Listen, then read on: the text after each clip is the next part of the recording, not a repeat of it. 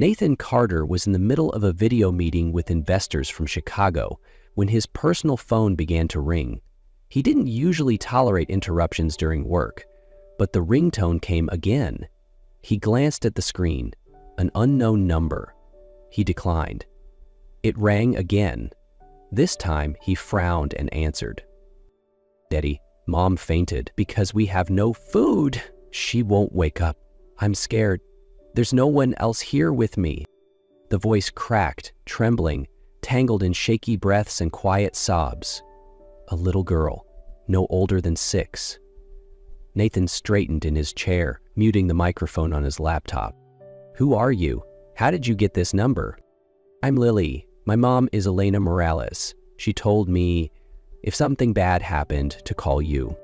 That name, Milena Morales, fell into his chest like a stone. He froze, unable to speak.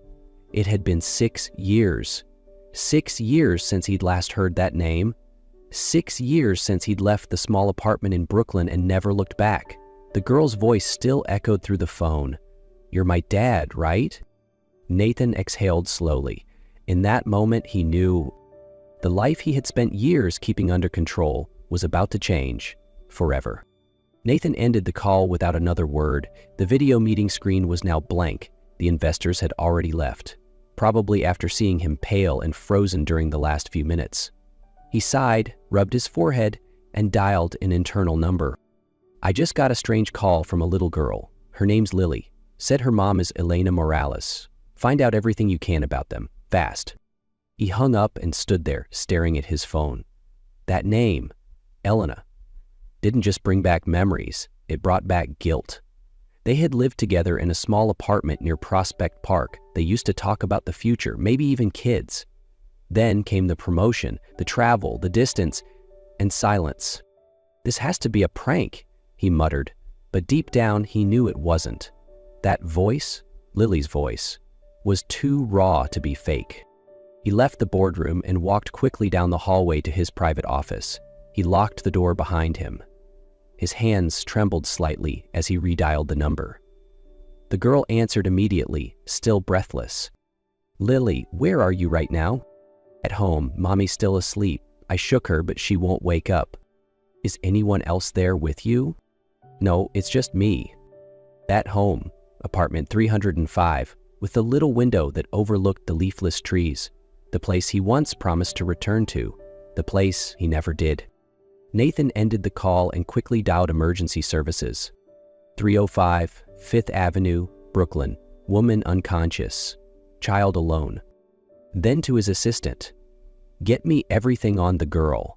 Full name, birthday, school, everything." His chest tightened. Lily was 5? He had left exactly 6 years ago. And the father's name didn't appear in any record. Nathan didn't bring a suitcase. He didn't tell anyone. As the black SUV pulled out of Midtown and headed toward Brooklyn, he sat silently in the back seat, eyes fixed on the window. The streets he once knew now wore the dust of time. Everything felt both familiar and foreign. The car stopped in front of an old 3-story building, its brick walls faded, a small window on the upper floor slightly ajar. He recognized it instantly. Apartment 305. He stepped out. Near the entrance, a young paramedic was just walking out. Nathan stopped him. "The little girl, where is she?" "With her mom. She didn't want to leave her. We took them both to the hospital." "And Elena?" "Stable, but weak. Seems like she hasn't eaten properly in days." Nathan lowered his head, swallowing hard. He had once walked away from this place, telling himself he needed time to build a future. 6 years later, the place was the same, only the people inside had begun to fall apart. At the hospital, he stood by Elena's bedside for almost an hour. She hadn't woken. Lily slept curled up in a chair, clutching a worn-out doll. When Elena opened her eyes, her gaze instantly rebuilt the wall between them. "I don't want you here," she said, her voice tired but firm. "I'm not here to argue," Nathan replied. "I came because Lily called. Because—" "Don't call her your daughter," Elena cut in, forcing herself to sit up. "You never cared." I didn't know. I swear, if I had, you'd have come back?"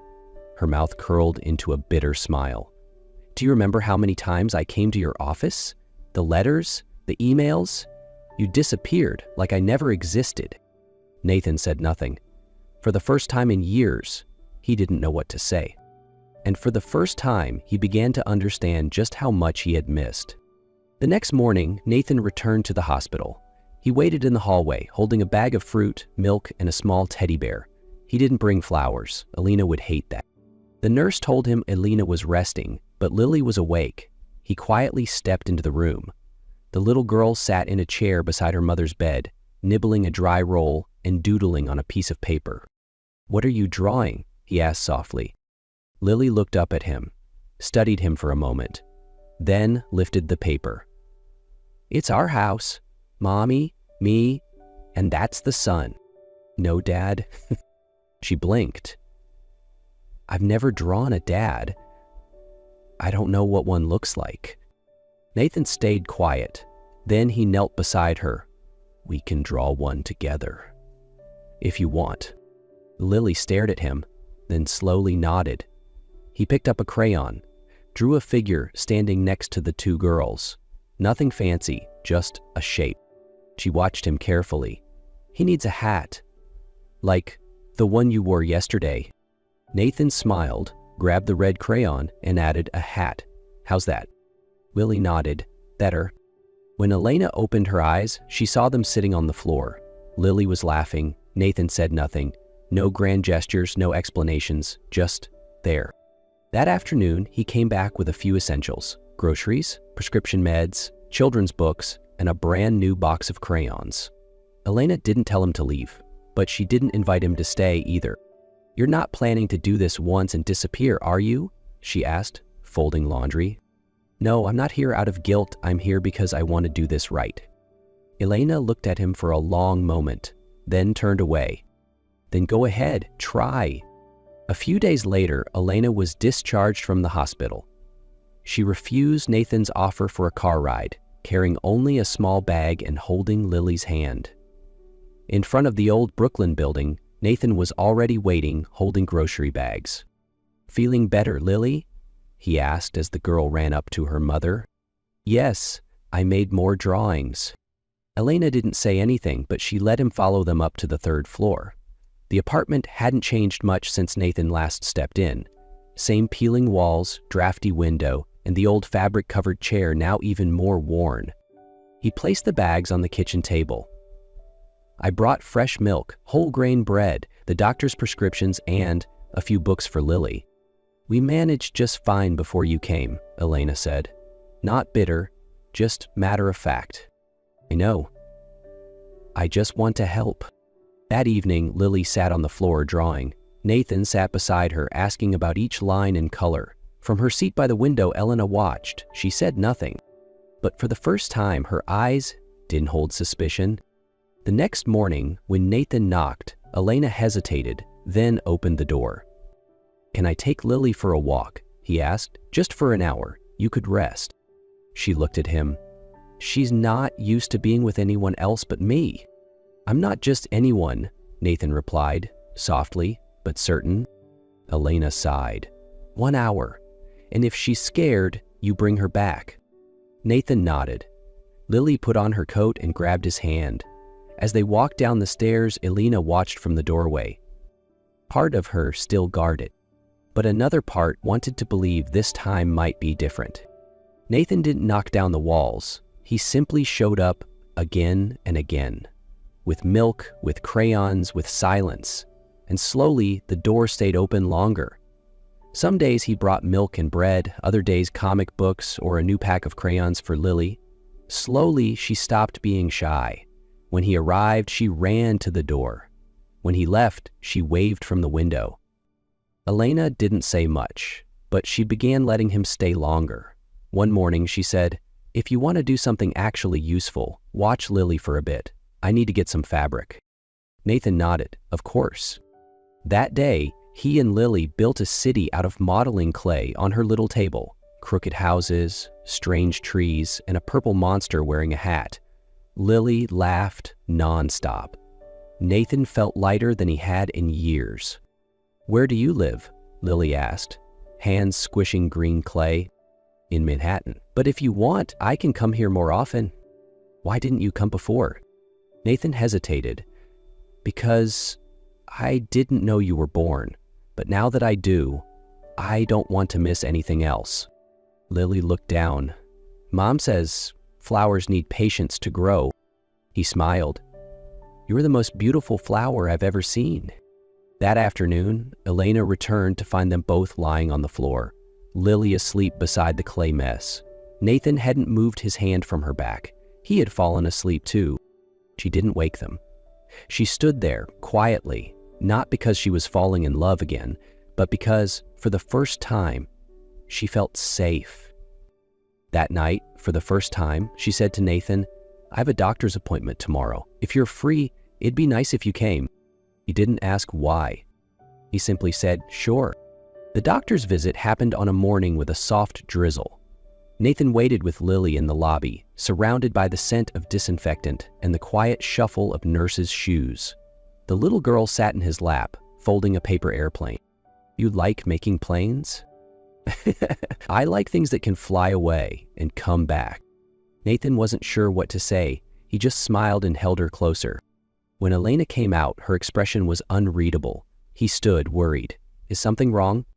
"The doctor says I'm anemic. I need full rest for a few weeks. No late nights, no overworking." "What about your sewing?" Paused. She said it like someone had taken away a piece of her world. That afternoon, while Lily napped, Nathan placed a cup of tea in front of Elena. "Come stay in Manhattan for a while. You need rest. Lily needs stability. I have space. I can help." Elena stayed quiet for a long time. Then she asked, "And what if I say yes? What happens when I'm better? You disappear again?" "No," Nathan shook his head. "This time is different. If you want to leave, you can. But if you stay, maybe we can start again, from the beginning. No rush, no promises, just honesty." She didn't answer right away. She turned toward the window, watching the thin curtain of rain, then nodded gently. "Okay, but one condition." "Name it." "This won't be your home. If we move, it's for recovery. You don't make decisions for me. No one does." Nathan nodded. "I understand." The Manhattan apartment was more spacious, brighter, and quieter than Elena expected. Lily ran from room to room, touching everything, exclaiming, "This chair is weird. The TV's huge." Elena stood quietly, her fabric bag still slung across her shoulder. Nathan pointed to 2 empty bedrooms. "You two can pick whichever you like. I had the mattresses changed and put on fresh sheets." "We're not here to stay forever," Elena reminded him. "We came because I need to recover." "I know." The days that followed passed like a peaceful experiment. Nathan woke early to cook breakfast, walked Lily to a nearby preschool, worked from home in the afternoons, and read bedtime stories at night. No one talked about the future, but no one rushed to leave either. One evening, after Lily had fallen asleep, Elena walked into the kitchen and found Nathan at the table, his laptop open with several preschool websites pulled up. "What are you doing?" "Looking at schools for her. Some of these have strong art programs." "You don't have to do that." "I know, but I want to." Elena leaned against the counter, quiet. Then she said, "I got a message from my old job. They said they'd take me back if I returned." Nathan paused, then nodded. "Are you thinking about it?" Elena looked around the unfamiliar, yet oddly warm kitchen. "I'm not sure, but I do know this. This time, I'm not afraid to stay." Nathan smiled. "I won't promise anything, but I'll be here if you need me." For the first time, Elena didn't turn away. She nodded slowly. No fireworks, just a quiet beginning, soft enough to believe in. That night, almost a year after Nathan returned, Elena stood quietly on the balcony. The October wind brushed gently through her loose hair, swept across her quiet face. Inside, Lily was already asleep. The apartment was still. But inside her, 1,000 thoughts buzzed, an unspoken weight only silence could carry. Nathan stepped out, holding 2 glasses of wine. Without a word, he handed her one. She accepted it. "Almost a year," she said softly, eyes still fixed on the city lights. "Just 1 year, but it feels like we lived a whole new life." "I know," Nathan answered, his voice low. "And you lived too many years in silence." Elena didn't reply immediately. Then she whispered, more to herself than to him. "There were nights Lily cried herself to sleep asking if her dad forgot her. I used to make up stories. He's a secret agent, he's building something big, but deep down, I had nothing. Not even your silence, just emptiness." "I did," Nathan whispered, "but I don't deserve forgiveness for being gone." She turned, finally looking him in the eyes, fully, without flinching. "You know what hurt the most, Nathan? Not that you left, but that I believed you'd come back. I used to sit at the door holding Lily, waiting for something that never came." Nathan set his glass down, stepped closer, his voice steady, full. "Elena, if there's even a sliver of trust left in me, let me spend the rest of my life protecting it." He placed his hand over his heart. "I'm not asking for a clean slate. I'm asking for a second chance, to stay, to stand beside you, to hold our daughter's hand on the days you can't, and to never let her wonder again if she's forgotten." Elena closed her eyes. 1 second, 2, then nodded, barely, but enough. And to Nathan, it was everything. 1 year later, a small house in upstate New York, wrapped in lavender and soft summer air. Elena tended to her garden, dirt on her hands but light in her eyes. Lily ran in circles, chasing a paper kite and laughing loudly. Nathan sat on the porch, laptop open, but his eyes always on the 2 people who mattered most. At sunset, Elena sat on the steps, wiping her hands on her apron, admiring the blooms. Nathan walked over, hiding a small blue box behind his back. He knelt beside her. "Not a day goes by that I don't know how lucky I am. Not a morning I wake without thanking you for not turning away." Elena froze. From the yard, Lily shouted, "Mom, he's proposing! He's really proposing!" Elena laughed, but her breath caught. Tears slipped freely down her cheeks, not from surprise, but from release. For all the nights she waited, all the words she never heard, this quiet promise was enough. She nodded, not because it was perfect, but because it was finally safe. Nathan slipped the ring onto her finger. Lily ran over, throwing her arms around them both. They weren't perfect. They didn't need to be. They were a family, woven from second chances, and stitched together by love they chose each day.